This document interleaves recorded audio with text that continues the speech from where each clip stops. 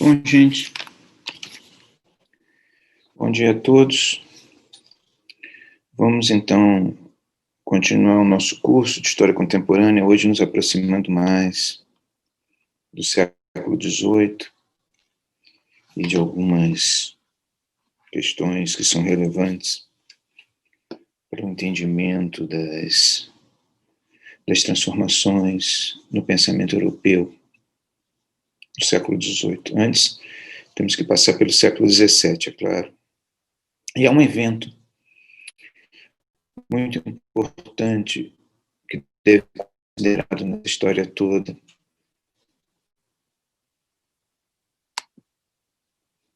que é a expansão europeia. A expansão europeia pelo mundo é um evento único na história, porque nunca ocorreu de uma civilização estender o seu poder sobre outros povos numa dimensão global. É claro que você tem núcleos civilizacionais que são relevantes na história, certos núcleos e certas regiões como a China, a Índia, em algum momento determinados reinos da África, determinados núcleos de poder no continente americano, como os incas ou como os astecas. Esses núcleos civilizacionais, eventualmente, eles se expandiram sob a forma de imperium, se para utilizar um conceito clássico romano, né? Quer dizer, uma estrutura política dotada de algum tipo de projeto institucional e cultural que se expandiu sobre outras áreas e estabeleceu processos de aculturação ou de hibridismo cultural.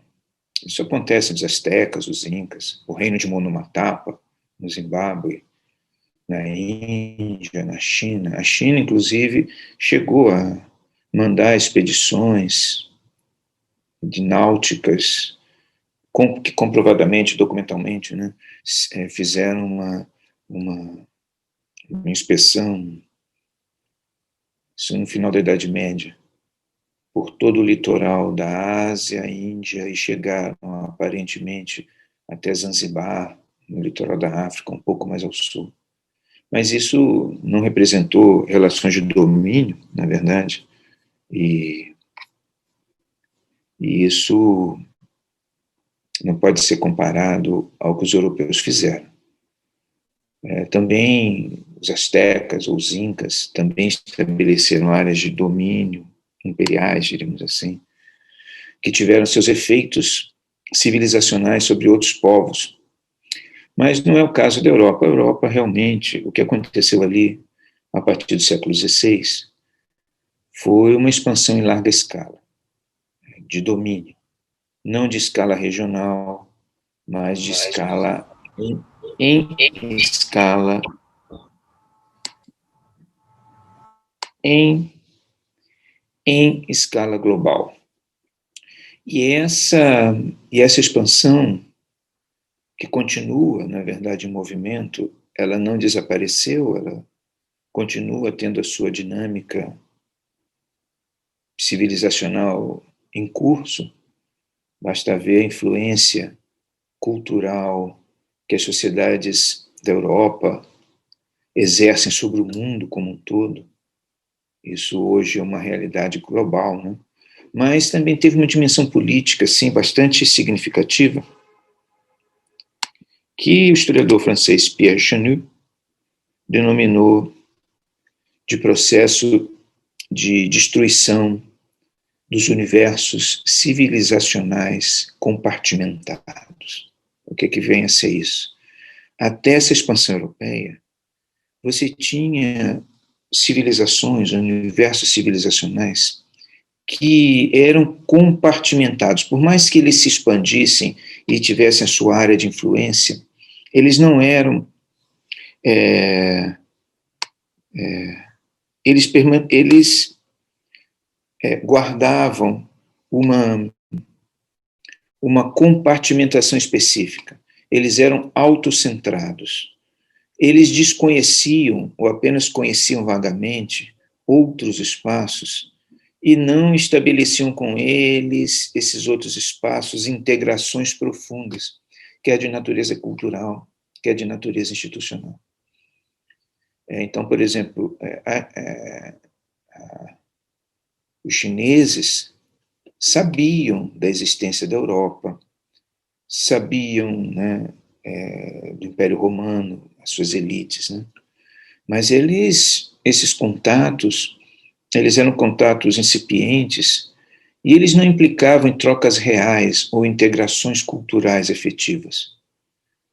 Da mesma forma, os grandes impérios da América, os astecas ou os incas, desconheciam desconhecia o outro, os astecas e os incas, e ambos desconheciam a existência da Europa, ou a existência da Ásia, ou a existência da África. Os impérios africanos, ou as áreas culturais diversas, civilizacionais na África, podiam ter noção do Islã ou dos cristãos, mas quanto mais ao sul, mais distante era essa percepção. Então, quando os europeus se expandem, eles não se expandem apenas comercialmente, eles expandem politicamente, culturalmente, e eles destroem essas compartimentações. Destruir essas compartimentações não é apenas estabelecer sobre elas domínio político efetivo. De fato, os espanhóis destroem o Império Azteca, destroem o Império Inca. Os europeus, eles vão, entre os séculos XVI, XVII e XVIII, destruir diversas estruturas políticas, às vezes milenares. Me parece que o caso mais evidente, no princípio do século XX, é o próprio fim do Império Chinês. Não que os europeus tenham destruído, ocupado a China e forçado essa destruição institucional, mas as pressões internacionais, em princípios do século XX, já eram tão grandes, né, que as instituições chinesas não podiam mais suportar o peso dessas pressões sem algum tipo de alteração institucional. Então, a destruição do Império Chinês pode ser colocado na conta dessa expansão.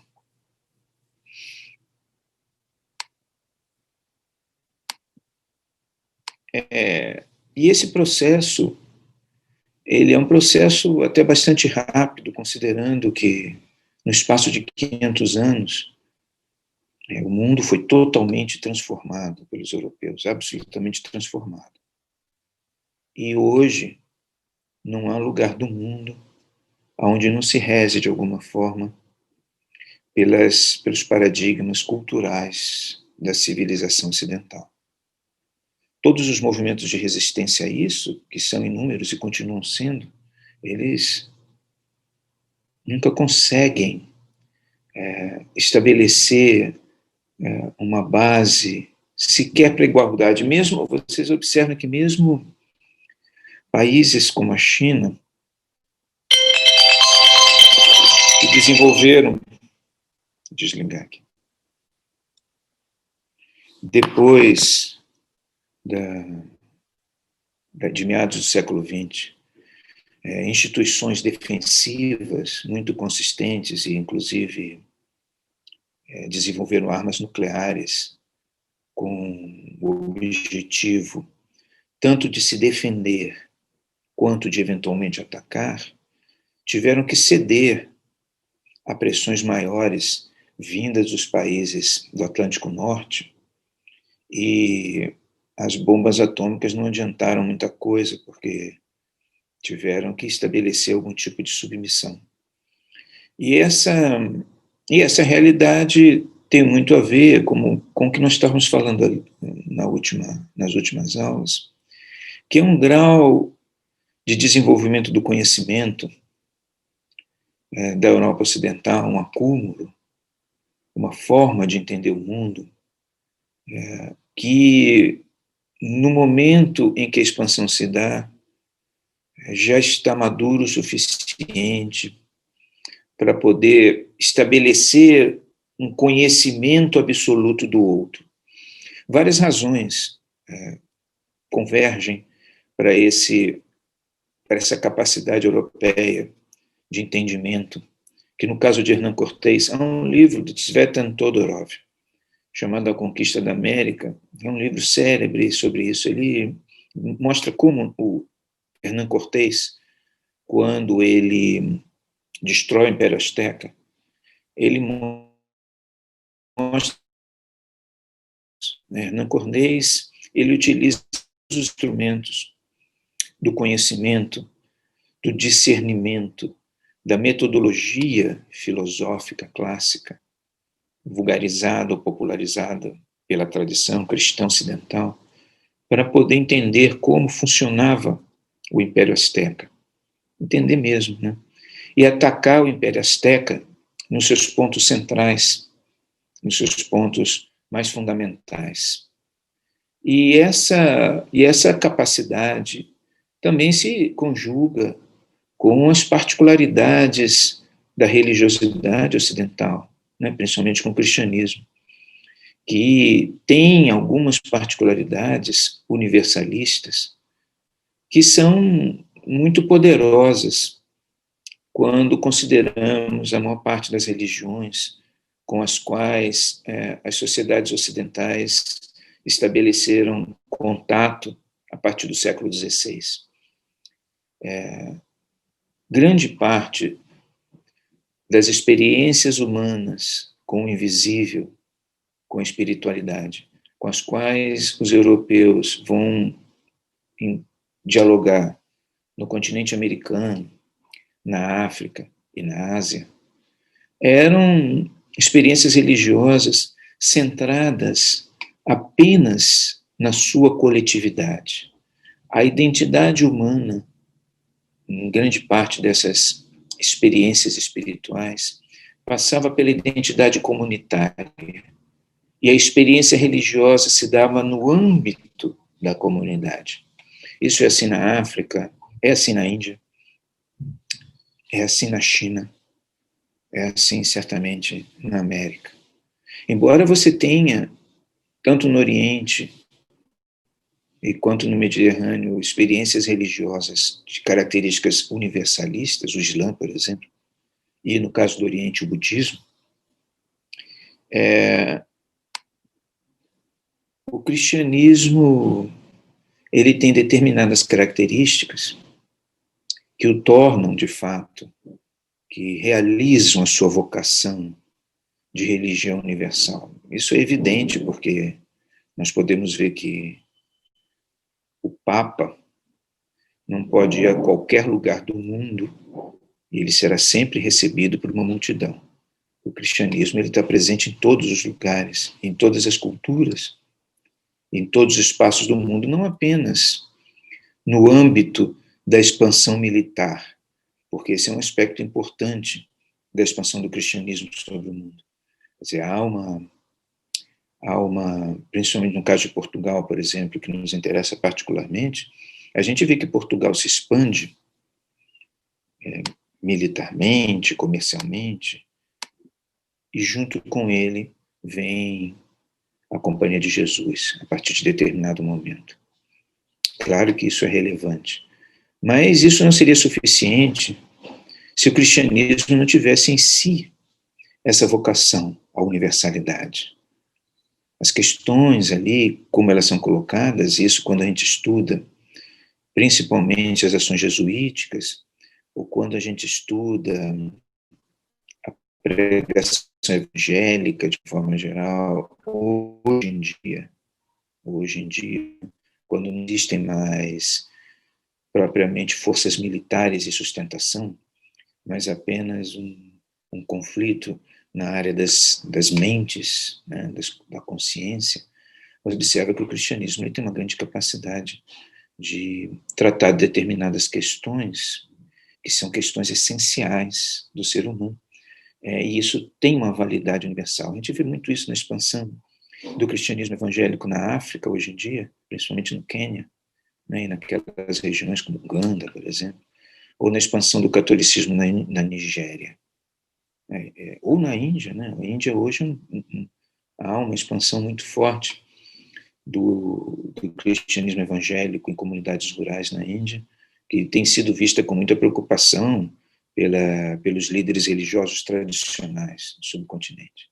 Então, mas de qualquer forma, o que eu estou querendo dizer é que existe aí um processo de expansão único, que é avassalador, principalmente nos primeiros 200 anos.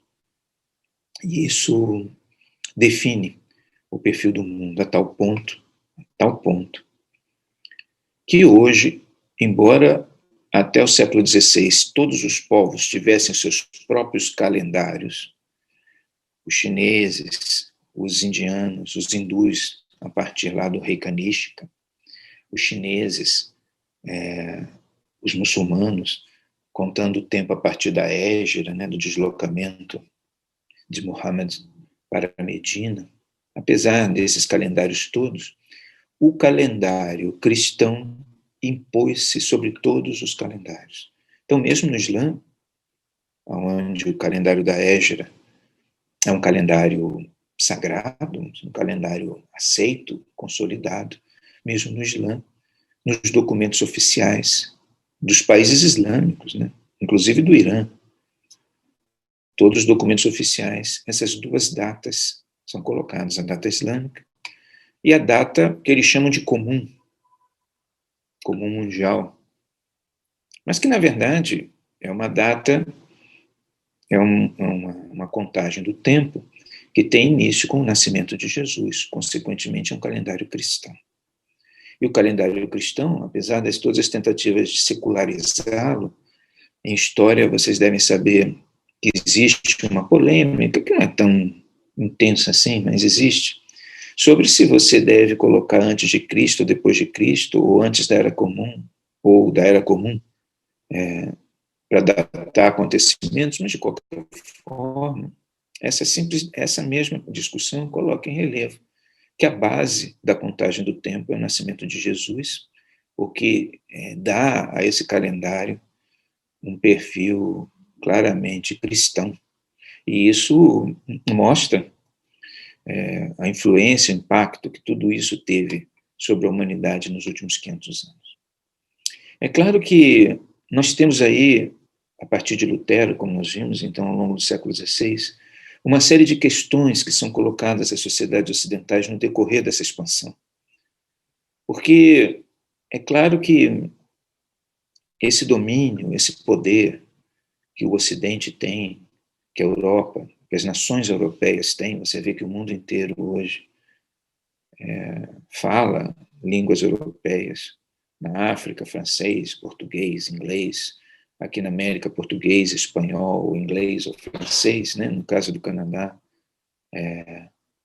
na Ásia, embora eles continuem falando seus próprios idiomas, o inglês hoje é uma segunda língua universal, na Índia, na China, estão marchando no Japão para que o inglês seja uma segunda língua. Esse domínio, ele abriu também canais de diálogo cultural antes inexistentes. Não são apenas essas sociedades que tiveram os seus universos civilizacionais rompidos. Embora para essas sociedades o seu universo civilizacional tenha sido fechado, tenha sido rompido pelos europeus, a Europa também rompeu o seu universo civilizacional por sua própria ação, né? Muito embora ela tenha estabelecido algum tipo de domínio, às vezes mais violento, às vezes apenas cultural, ela rompeu, né, a bolha na qual ela estava. A Europa rompeu essa bolha.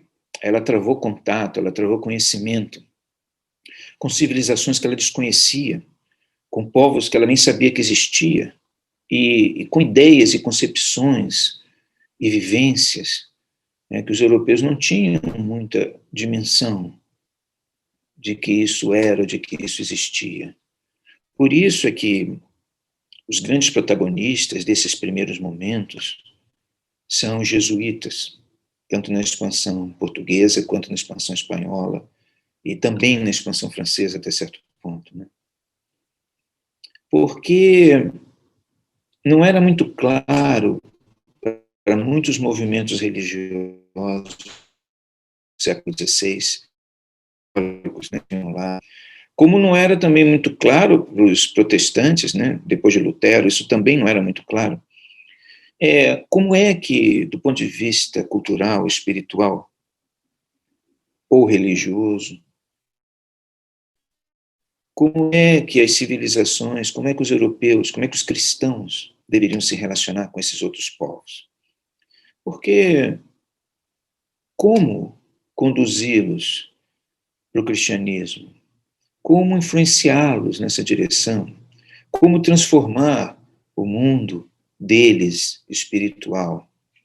E eu digo que os jesuítas são importantes porque os jesuítas, eles foram os primeiros a colocar em prática. Isso depois os protestantes, os batistas especialmente, mas muitos outros vão trabalhar essa questão, não só os batistas, né, mas os evangélicos e outros movimentos, principalmente dos Estados Unidos, mas outros também vão colocar em prática, mas os jesuítas são os primeiros a trabalhar isso de uma forma muito concreta. Os jesuítas vão acreditar que existem questões que são questões humanas, que independem da cultura.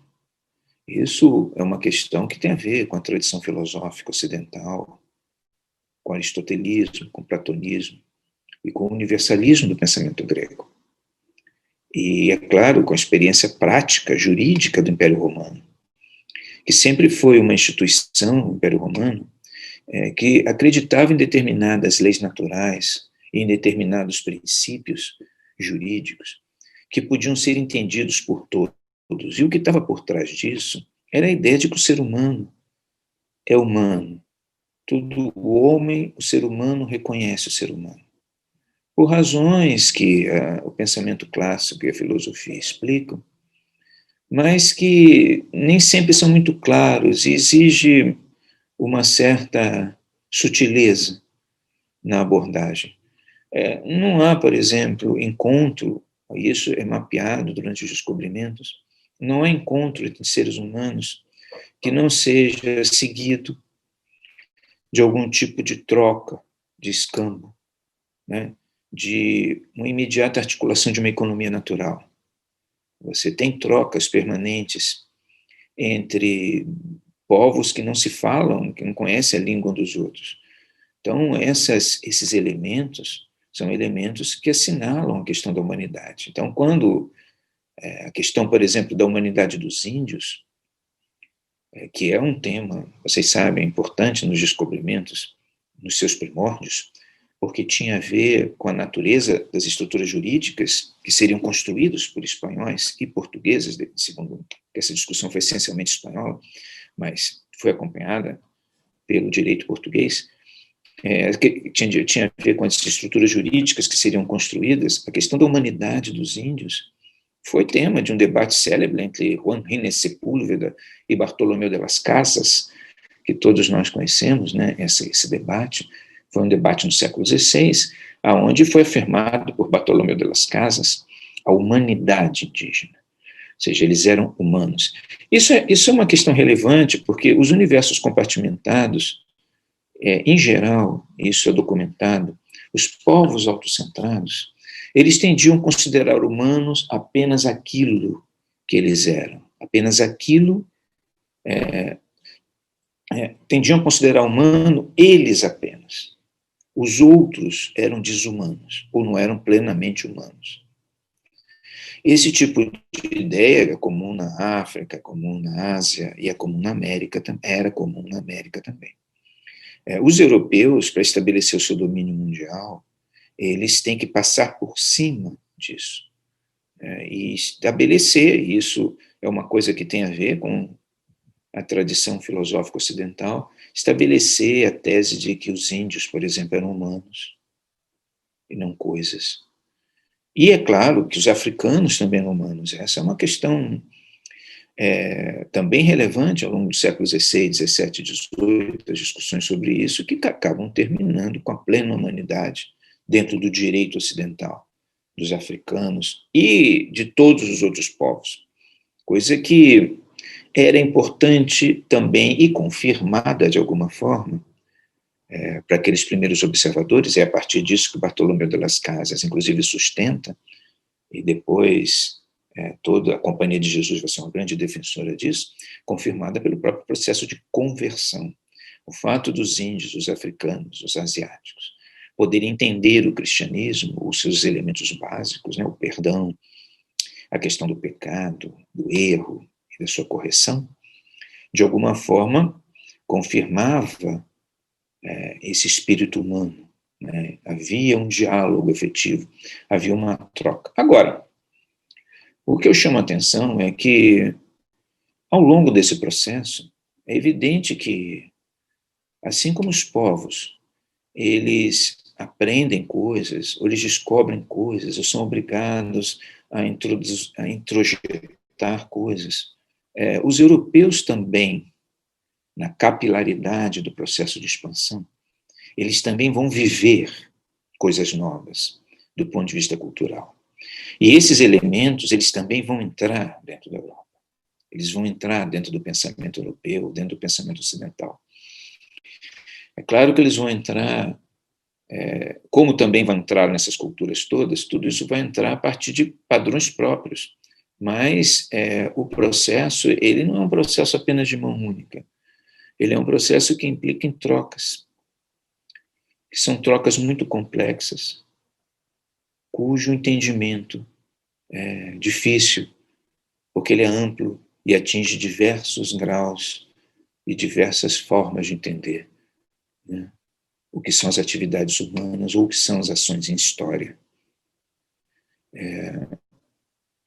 Esses elementos, eles são importantes para o que vai acontecer na Europa, esses elementos de troca.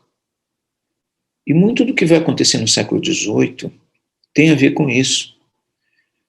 Claro que quando Lutero e os protestantes afirmam esse poder do indivíduo de estar em contato com Deus, essa superação do poder da igreja sobre as consciências, que é uma tese protestante, né?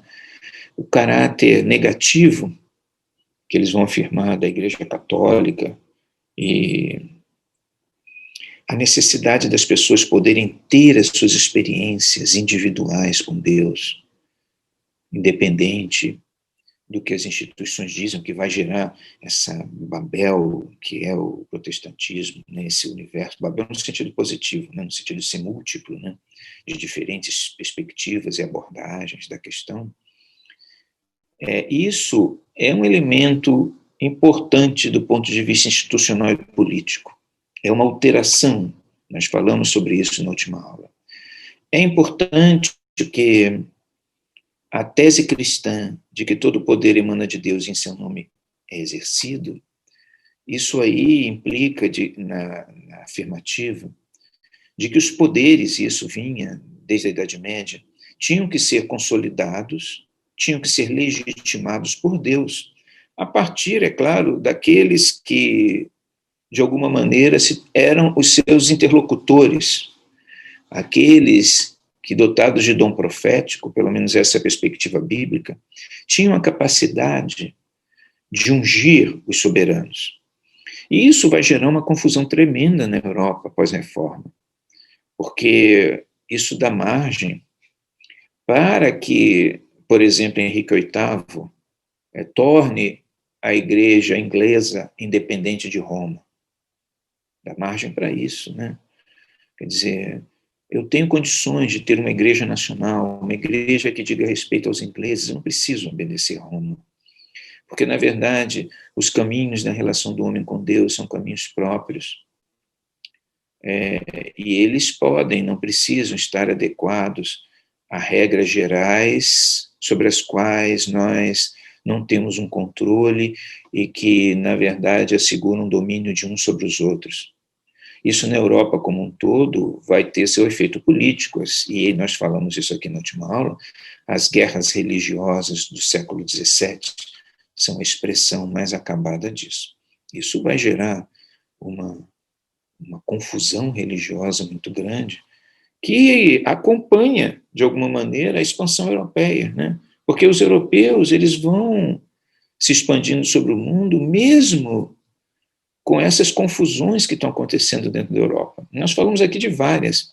Nós falamos aqui, por exemplo, da crença constante, crescente na matemática sobre o espírito, na crença constante no prazer do mundo material, né, na superioridade do prazer do mundo material sobre os prazeres espirituais, na crise constante da legitimidade política, que talvez sempre houve crise, a gente falou até sobre isso, sobre as questões entre o poder temporal e espiritual, porque Jesus colocou essa questão. É César o que é de César e a Deus o que é de Deus. E isso, durante a Idade Média inteira, foi um problema. Né? Mas com a reforma religiosa, isso explode de uma maneira assim inacreditável. E também, a partir das questões relativas às entradas que têm lugar na Europa, de valores, de ideias, de concepções que vêm dos povos com os quais os europeus estão travando contato. Isso também é um elemento relevante, porque os europeus, para poder ter atividades econômicas regulares, políticas, religiosas, eles precisam estabelecer uma situação de estabilidade, uma situação de calmaria, né? De ordem, de harmonia, e isso força os europeus a cederem muita coisa, a reconhecer, a aceitar. Não, você não estabelece o poder apenas pela força. Isso pode ser num primeiro momento, mas num segundo ou no terceiro momento, você tem que ter doses maiores ou menores de convencimento. E o convencimento implica em trocas, em reconhecimentos mútuos. Né? O aspecto violento da expansão é apenas um aspecto. Há um outro aspecto, que é o aspecto da conciliação e do entendimento das articulações e das harmonizações, que devem existir sempre. A história humana não é só a história de conflitos, é a história também de confianças e de estabelecimento de confianças. Porque só o conflito, ele estabelece a ruptura entre as pessoas, a confiança, a articulação. O ser humano, ele é conflito, ele é crítica, mas é também confiança. Isso faz parte das relações que as pessoas estabelecem umas com as outras. E isso em história é a mesmíssima coisa. Então vocês vejam, por exemplo, aqui no Brasil. Aqui no Brasil, os portugueses entram em contato com os índios Tupinambá do litoral. Esses índios Tupinambá, eles tinham uma particularidade, uma característica da sua experiência religiosa, da sua experiência espiritual.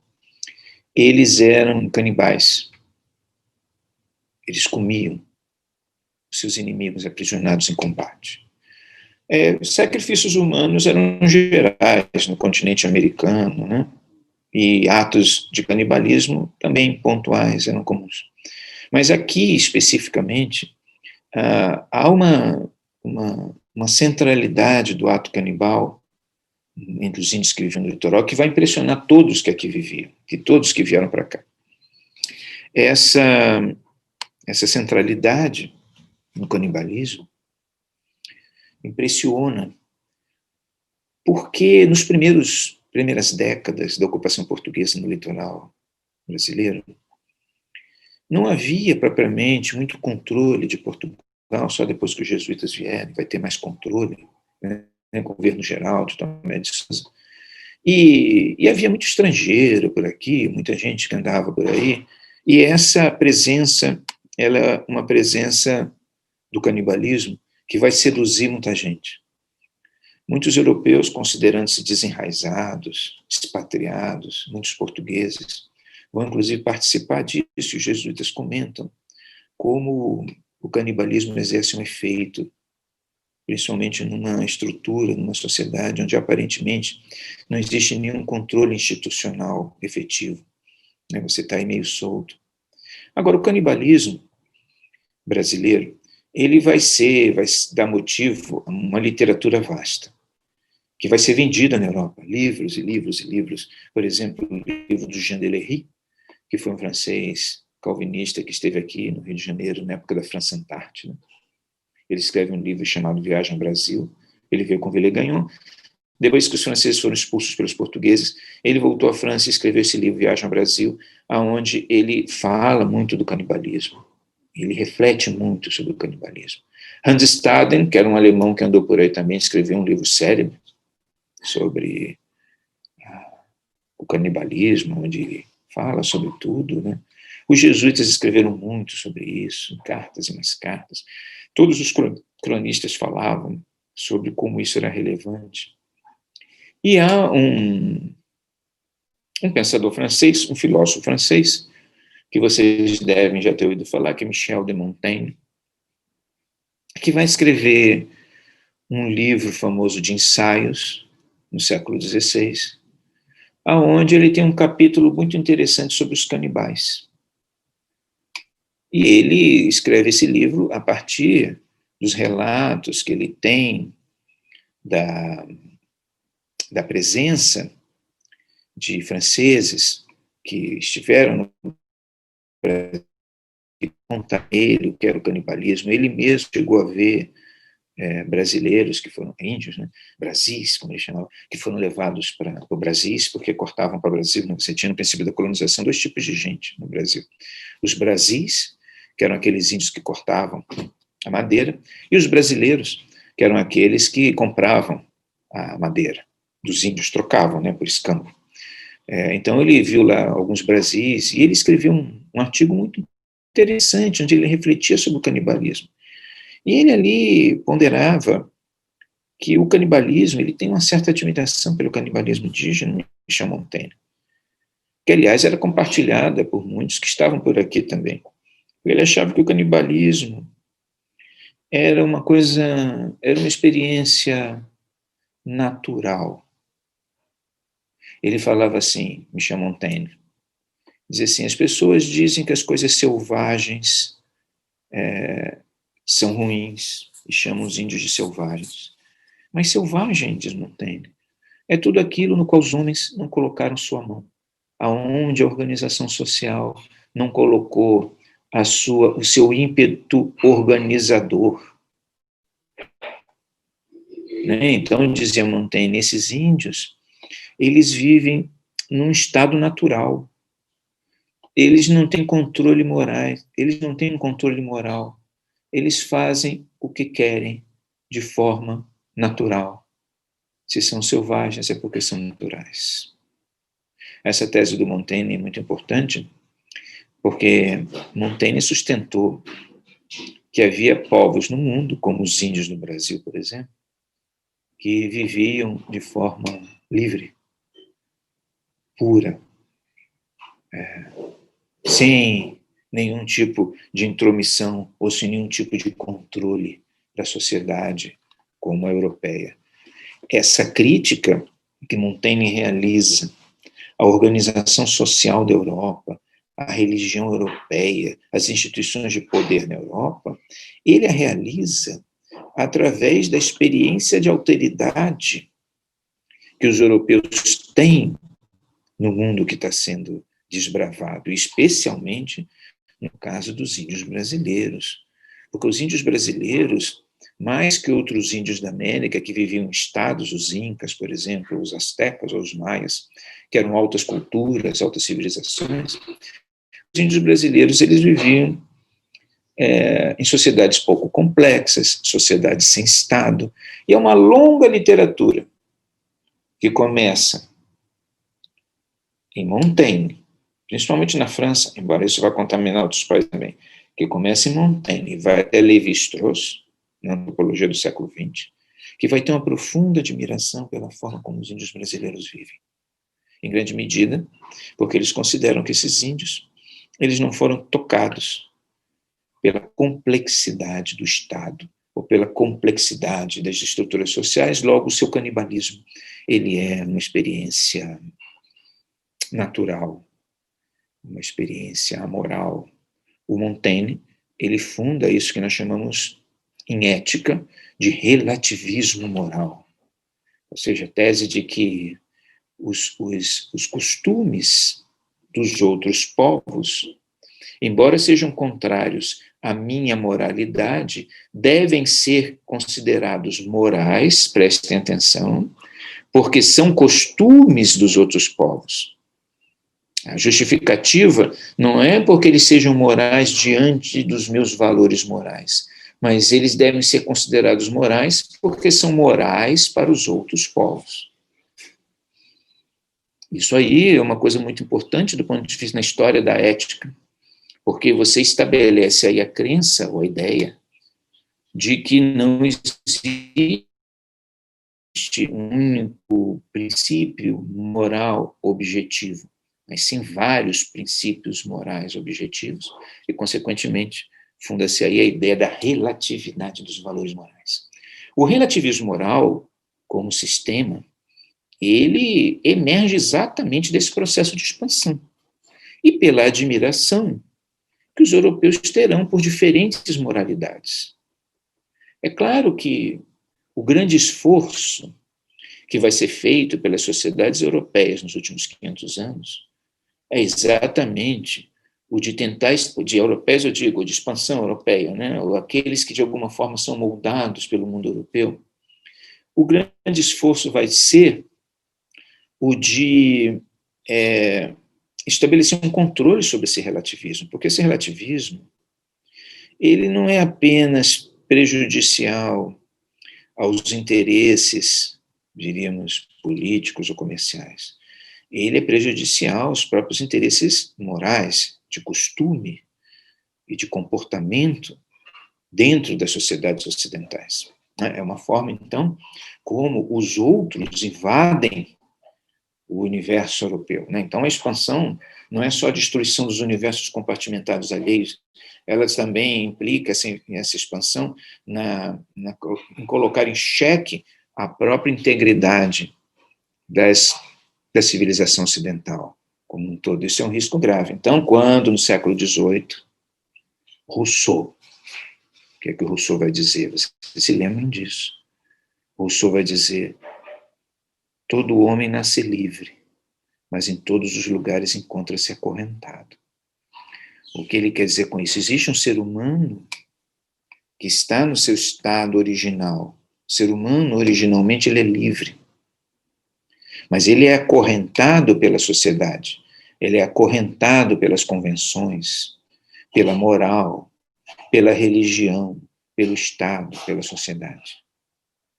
A origem desse pensamento, apenas um aspecto desse pensamento, está, em grande parte, nessa expansão e na descoberta de povos que viviam de forma diferente, ou aparentemente de forma mais livre, embora, é claro, há uma grande discussão no campo da ética a respeito disso. É evidente que, mesmo os índios do Brasil, têm seus padrões morais e têm suas regras e têm as suas correntes. Agora, a ideia de que existe um ser humano prévio que é desprovido disso, que é desprovido de correntes, como Rousseau afirma, ou como Marx dirá mais tarde, que vive num comunismo primitivo, onde tudo é comum, a ideia desse passado de liberdade vai ser importante na história do pensamento ocidental, a partir dos descobrimentos. E isso coloca uma questão muito grave, que tem a ver com o que a gente está dizendo aqui, com aonde a gente está querendo chegar quando nós falarmos das revoluções do século XVIII. A tradição bíblica, que é a tradição que estrutura a visão de mundo ocidental, ela afirma que sim, o ser humano nasce acorrentado. Ele não nasce livre, ele nasce acorrentado. Quer dizer, o ser humano, ele tem dentro dele uma trama intelectual, uma trama que atravessa a sua consciência, que é uma trama que o faz fazer escolhas morais, escolhas éticas, O ser humano, ele se constrói através das escolhas. Ele se constrói através das dimensões daquilo que ele pretende para si e para o mundo. Isso é o ser humano. O ser humano é puro paradoxo. Não existe, então, nessa perspectiva, uma visão negativa da corrente, como o nosso amigo Rousseau dirá. Ou não existe uma dimensão, uma crença de que o ser humano possa ser outra coisa, senão essa terrível experiência interior da escolha, né? E isso, na tradição bíblica, é muito importante para entender o ser humano e a sua complexidade. Porque, no fundo, é a questão da escolha, né, que caracteriza isso que o nosso amigo Rousseau, ou nosso amigo Montaigne, dirá que é o estado civilizado ou o estado acorrentado. Ele não vê alternativa dentro disso, mas a tradição bíblica vê. Então, você tem aí um conflito, que é um conflito importante do ponto de vista político. Você vê quantos conflitos nós já estamos somando aí, desde o final do século XV. Como a sociedade europeia, ela está se tornando uma sociedade extremamente complexa do ponto de vista intelectual, e como ela está levando isso para o mundo também. Porque a Europa, ela não leva apenas a... É muito fácil falar assim, né? A gente vê muito isso em história, né? A gente estuda muito isso em história. Ela leva a relações de domínio, de poder, ela não leva só isso. Aliás, isso é até um dos aspectos menores, porque nem sempre é bem sucedido, né? Se fracassa muito nisso, em estabelecer poder, em estabelecer autoridade. A Europa leva a sua complexidade intelectual, os seus paradoxos morais, éticos, todas as discussões religiosas, porque, no fundo, essa discussão, que é uma discussão tão pautada, por exemplo, pela tese do homem puro, né, do bom selvagem, essa tese, essa discussão, ela já existia antes na Europa sobre outros parâmetros, sobre outros, por exemplo, na época de São Francisco de Assis, quando os franciscanos espirituais postularam a tese da pobreza essencial humana, por exemplo, de que a pobreza, o despojamento da matéria é uma virtude. Uma grande questão da teologia pós-franciscana, né? A riqueza é alguma coisa, é um pecado? Ou a pobreza é uma virtude? Essa discussão é uma discussão que deu panos para manga. Se vocês viram aquele filme, O Nome da Rosa, não sei se lembram que essa é uma discussão que está sendo travada ali. Então, essa é uma discussão que os europeus sempre tiveram, na verdade. É uma discussão complexa e que adquire com os descobrimentos outras dimensões, outras particularidades, né? A sociedade europeia é tudo menos simples. E o mundo que os europeus exportam é tudo menos elementar. Tudo nele é complexo. Então, eu estou falando aqui que todas essas questões, elas são questões que, no século XVII, levam a sociedade europeia a uma crise profunda. Uma crise profunda. Dizer que a crise do século XVII é uma crise como a que estamos vivendo hoje é muito mais do que isso. É uma crise profunda. É uma crise do próprio entendimento do que vem a ser o poder. Porque hoje em dia ninguém discute Constituição, eleição, não. Mas naquela época, há uma discussão profunda sobre a natureza do poder na Europa, sobre o papel dos reis, sobre o papel da sociedade. Existe realmente, Deus realmente, o poder emana de Deus em seu nome exercido? Todos concordavam com isso naquela época. Mas como é que nós podemos organizar uma sociedade estável a partir desse princípio? Como? Se cada grupo que acredita em Deus, principalmente depois dessa pulverização dos movimentos protestantes, se cada grupo que acredita em Deus tem a sua própria visão de como organizar a sociedade, de como legitimá-la, qual o papel das instituições, qual o papel da escola, das universidades, da matemática, da ciência, se cada grupo tem uma visão disso, como é que a gente pode organizar o poder? Isso é uma questão assim grave. A Europa toda, a Alemanha, cada um vai procurar os luteranos da sua forma, os calvinistas da sua, na Suíça. As guerras entre os huguenotes e os franceses vai ser terrível, mas há um lugar onde essa crise assim vai ser particularmente terrível, que é a Grã-Bretanha. As guerras religiosas do século XVII, Christopher Hill escreveu um livro muito interessante, ele fala um século de revoluções, sobre as guerras religiosas, na Inglaterra. Ali, o que você tem é um conflito entre o Estado anglicano, igreja reformada, que quer impor, sem autoridade para isso, na medida em que ele já tinha rompido com a Igreja Católica, mas se supunha ou se acreditava capaz de impor regras para todos os ingleses, dentro de uma sociedade onde diferentes grupos religiosos protestantes se formaram e queriam viver de acordo com a sua própria visão das coisas. E esses conflitos religiosos, essas guerras religiosas na Inglaterra, que também envolvem a Igreja Católica, os escoceses, tem outros componentes também nas Ilhas Britânicas, mas essa guerra religiosa, ela vai ter uma solução, que é uma solução assim espantosa, e mostra uma tendência que já existia na França, principalmente entre os huguenotes, que era uma minoria protestante na França, de que,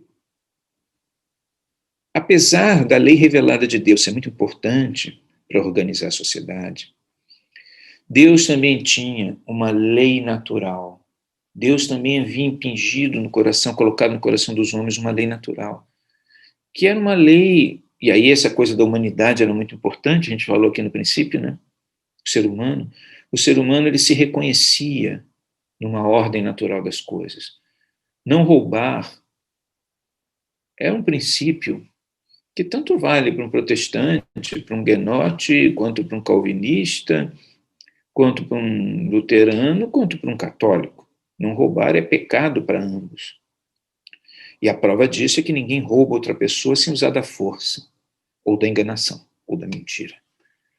Então, a ideia de que você poderia marchar na direção da lei natural, na direção de uma racionalidade das instituições políticas, é uma ideia que começa na França, entre os huguenotes, e certamente tem seu espaço, né,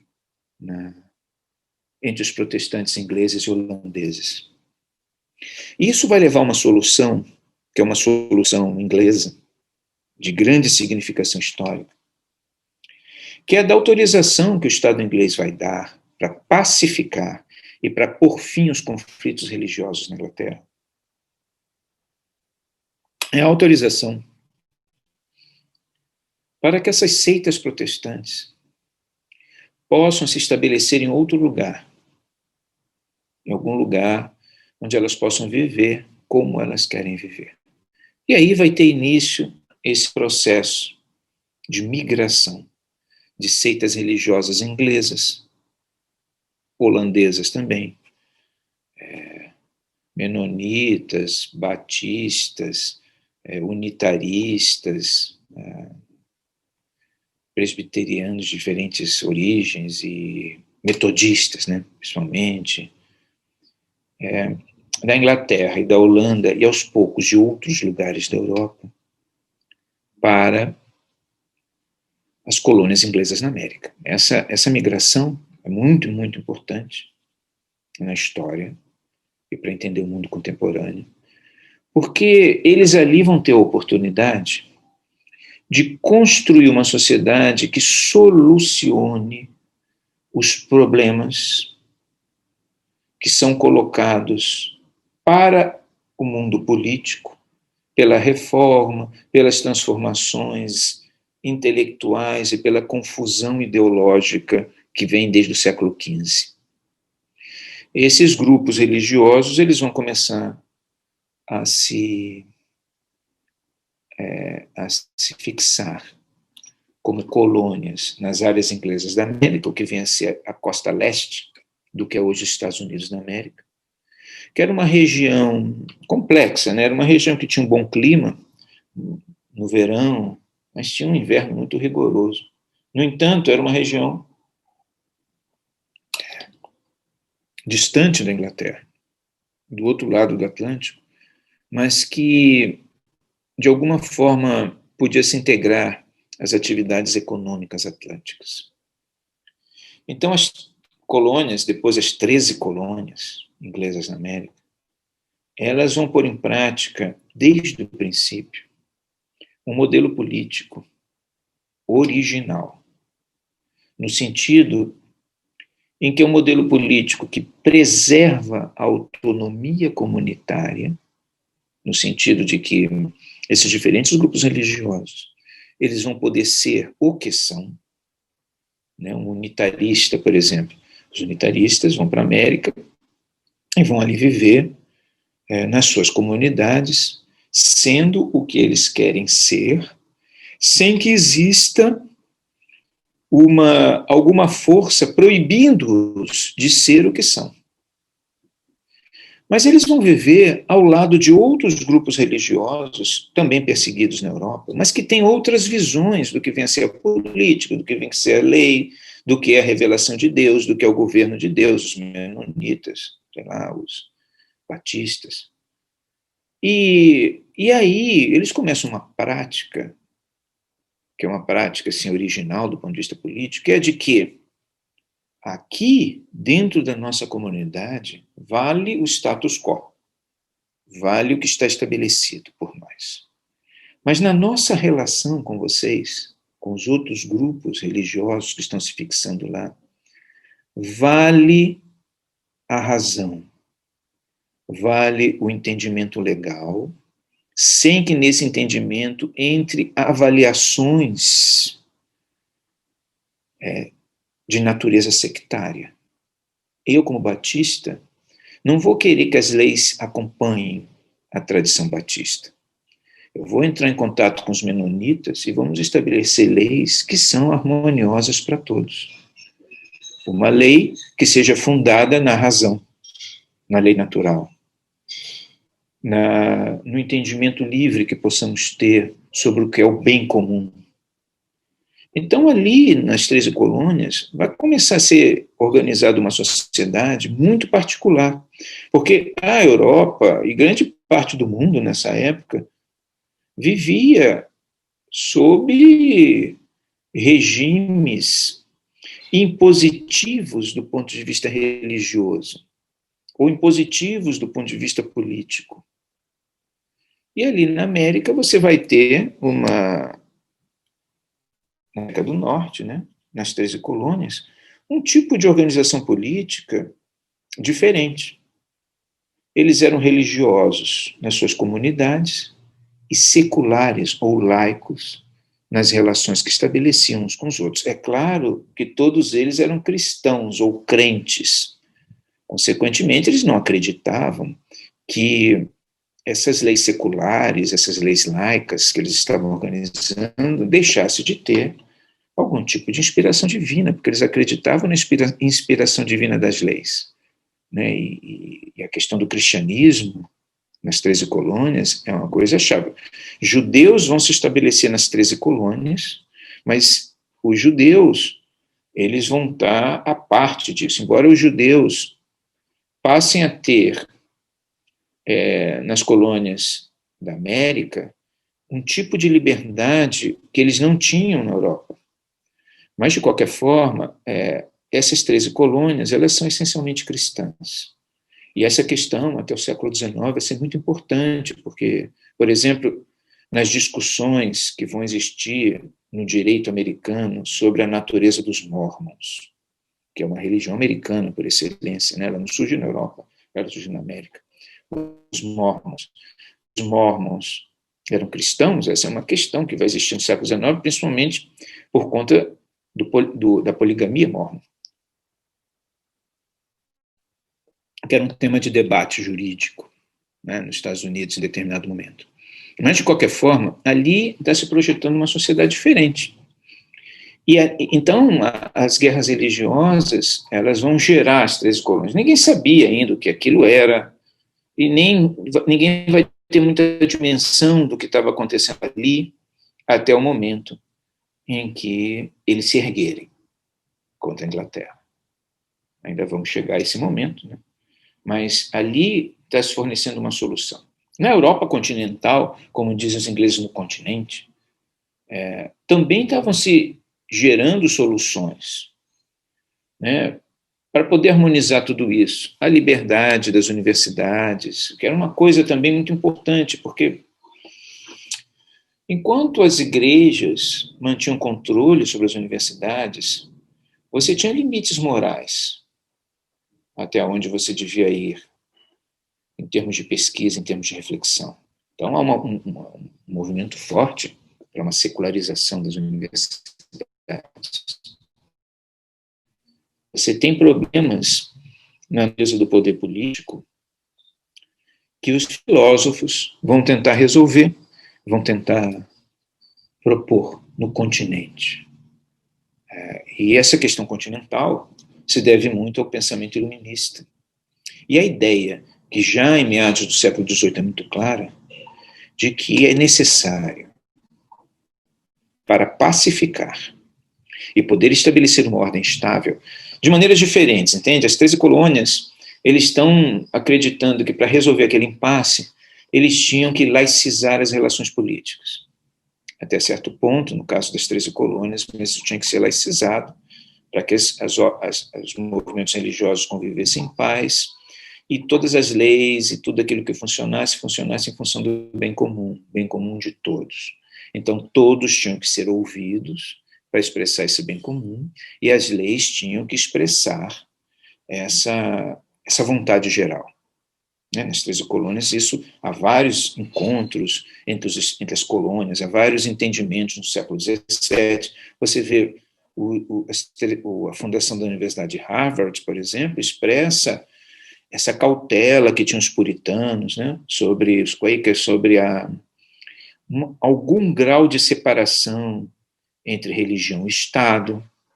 Você tinha ali um grau de liberdade muito grande.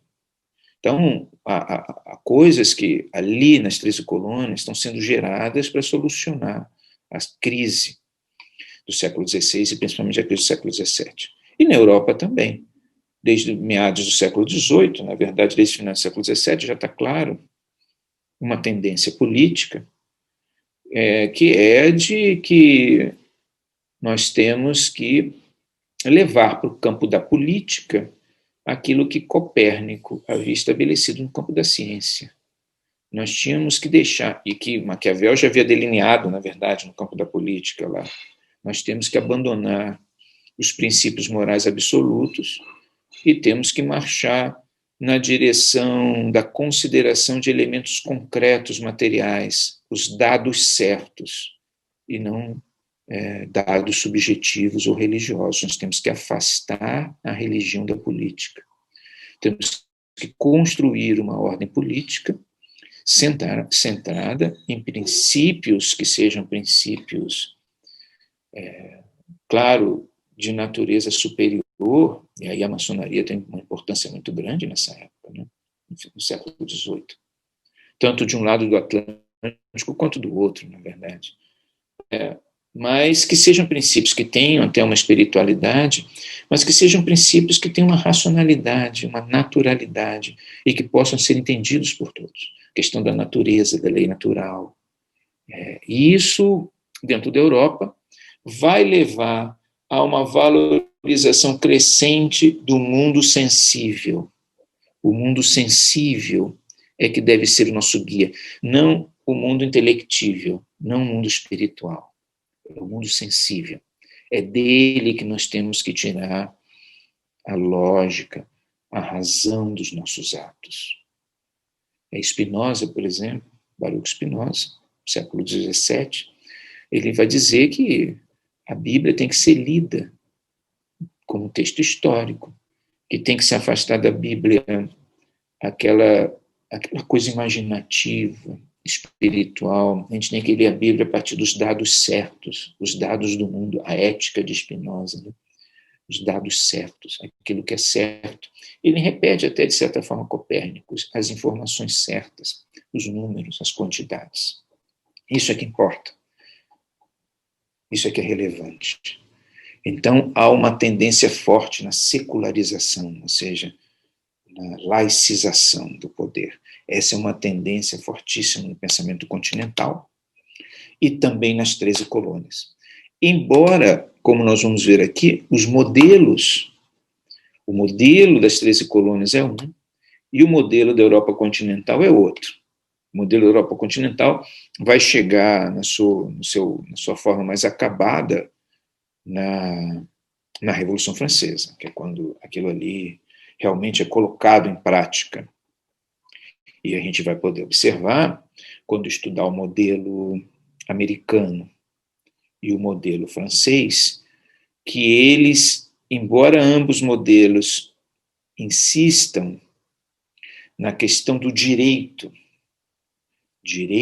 do mundo sensível, né, o direito neste mundo, ambos insistem na questão do direito, o modelo francês guarda uma particularidade, que nós vamos estudar qual é, e o modelo americano outra, com relação a qual é o direito mais essencial.